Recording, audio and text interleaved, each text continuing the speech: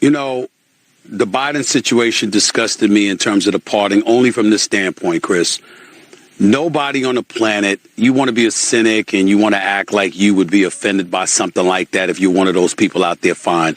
But no one within reason would have a problem with him saying, it's my son. I love him. There's no way I'm sending him to jail. And I have the power to avoid it. Nobody would blame him for that. But that's not where he went. So I didn't have a problem to answer your question directly with the decision that he made to pardon his son. Boo Boo the Fool knew he was going to do that. I don't care who he stood in front of or sat in front of and said that he wasn't going to pardon his son and he was just going to go by the letter of the law. Please, everybody and their grandmother knew he was going to pardon his son. But to come out and to start talking about how it's been a witch hunt and the Department of Justice and others were after him or whoever it was and, the GOP rather was after him. Well, wait a minute.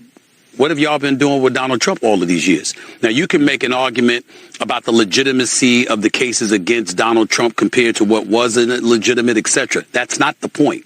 The point is it was clearly politicized. You had folks on the left who were hell-bent on going after Donald Trump because they were determined to make sure that he couldn't run for re-election or that these elements would get in the way of him possibly winning re-election. And now we know why more than ever, because they weren't confident they would ever be able to beat him. He'd been a Republican nominee since 2016. He beat Hillary Clinton with the Electoral College vote. He wouldn't concede defeat in 2020, but he did receive over 74 million votes at that particular moment in time.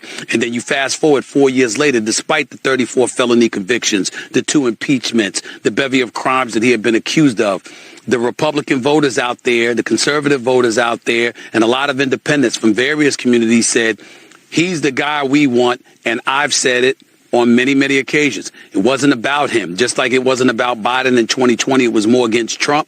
In this particular instance, it was an indictment against the Biden administration, what had been going on for the last 4 years. Some of the things going on with the border.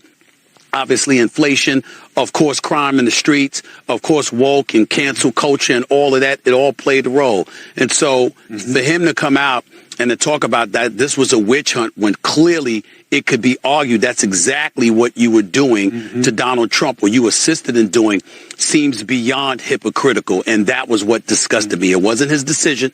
It wasn't him pardoning his son. It was the weak, pathetic explanation that he gave, which has most critics just shaking their heads and raising their eyebrows and saying, what nerve.